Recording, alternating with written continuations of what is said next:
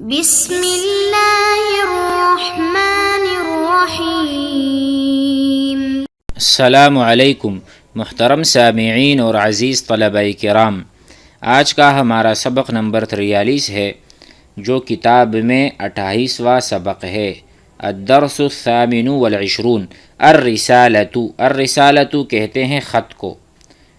کوئی بھی آپ کا رشتہ دار، دوست اور بھائی آپ کو خط لکھتا ہے تو آپ اس کو پڑھتے ہیں، یا اس خط میں کیا لکھا گیا ہے، خط کے بارے میں بات چیت ہو رہی ہے، اور ساتھ میں ہم نے جو صیغے پڑھے ہیں، مفرد کے، متکلم کے، مذکر کے، مؤنث کے، اس کی پریکٹس بھی ہو رہی ہے کہ میں کس طرح کہوں گا۔ اگر جو میں متکلم ہوں، آپ مخاطب ہیں، آپ کو کس طرح کہوں گا، وہ غائب ہے، اس کے لیے کون سا صیغہ استعمال ہوگا۔ آئیے دیکھتے ہیں۔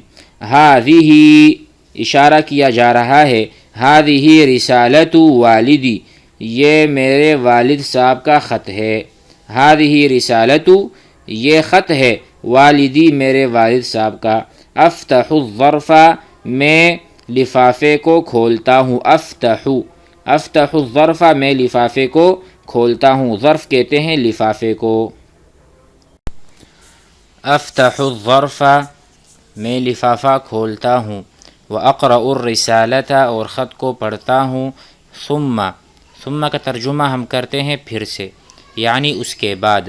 جب میں خط کو پڑھتا ہوں، واقرأ الرسالۃ ثم آخذ القلم، پھر میں قلم کو اٹھاتا ہوں، والورق، اور صفحے کو اٹھاتا ہوں، ورق کو۔ واکتب الجواب، اس کے بعد میں جواب لکھتا ہوں۔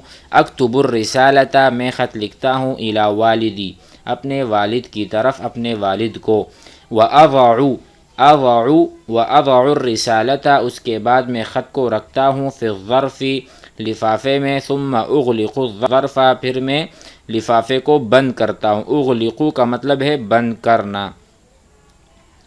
واکتب علیہ العنوان، اور لفافے کے اوپر میں لکھتا ہوں، العنوان، پتہ، ایڈریس لکھتا ہوں۔ عنوان کہتے ہیں ایڈریس کو۔ واکتب علیہ العنوان ثم اضع الرسالۃ، اس کے بعد میں خط کو رکھتا ہوں، فی صندوق البرید، صندوق البرید کہتے ہیں، جیسا کہ آپ نے دیکھا ہوگا پوسٹ آفس ہوتا ہے یا ڈاکیا کے پاس ایک وہ صندوق البرید کہلاتا ہے، جس کو ہم لیٹر بکس کہہ سکتے ہیں۔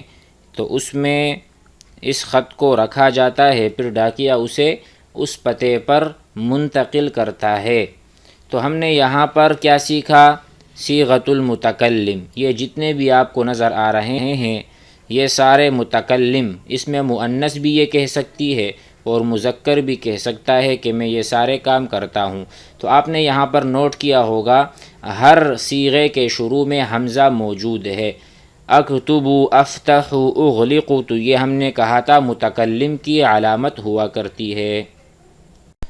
اس کے بعد استاذ اور شاگرد کے بارے میں ایک مکالمہ ہے، بات چیت ہے، ذرا اس کو ہم دیکھ لیں۔ ما تلک بیدک، ما تلک، وہ کیا چیز ہے جو کہ مؤنث ہے۔ ظاہر ہے وہ جواب میں پتہ چل جائے گا، جو رسالہ ہے، رسالہ مؤنث ہے، دیکھو اسی لیے ہم نے تلکا کہا، ہم نے ذالکا یا ذاکا یا ھذا نہیں کہا۔ ما تلکا، وہ کیا مؤنث چیز ہے جو آپ کے ہاتھ میں ہے، بیدکا، آپ کے ہاتھ میں ہے، یا خالد، اے خالد۔ ھذہ رسالۃ، یہ خط ہے، والدی، میرے والد صاحب کا۔ ھذہ رسالۃ والدی، یہ میرے والد صاحب کا خط ہے۔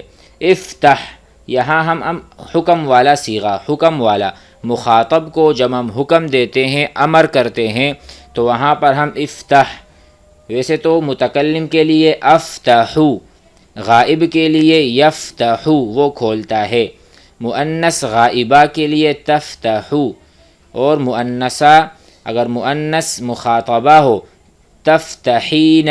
یہ ساری چیزیں ہم یاد کر لیں، سابقہ لیکچرز میں اس کی وضاحت کی گئی ہے۔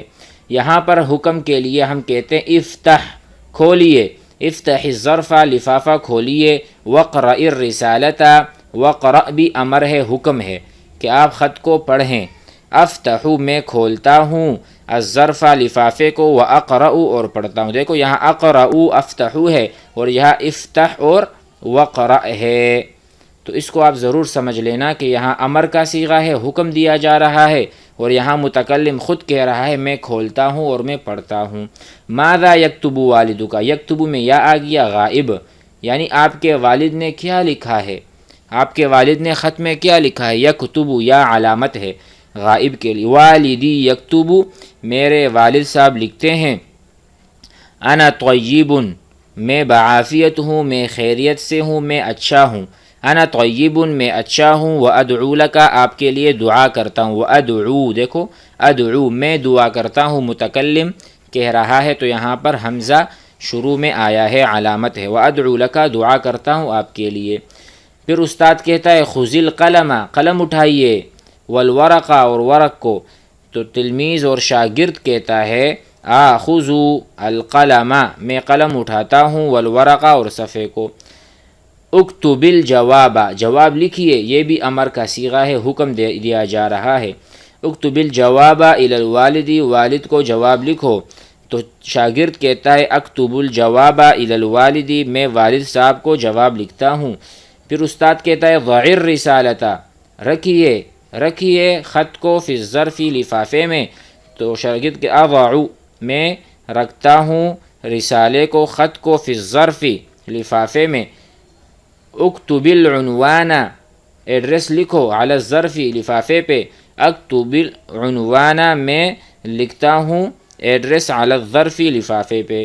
این تضع، کہاں رکھو گے، این کہاں رکھو گے، الرسالۃ، خط کو، تو شاگرد کہتا ہے اضعها، میں رکھوں گا خط کو، فی صندوق البرید، لیٹر باکس میں۔ امید ہے سبق آپ حضرات کو یاد آ گیا ہوگا، اور مشق سے آپ حضرات کے جتنے بھی صیغے ہیں وہ ازبر اور پکے ہو گئے ہوں گے، لہٰذا مشق ضرور کریں اور جملے بنائیں، تمام صیغوں کو استعمال کریں۔ السلام علیکم ورحمۃ اللہ۔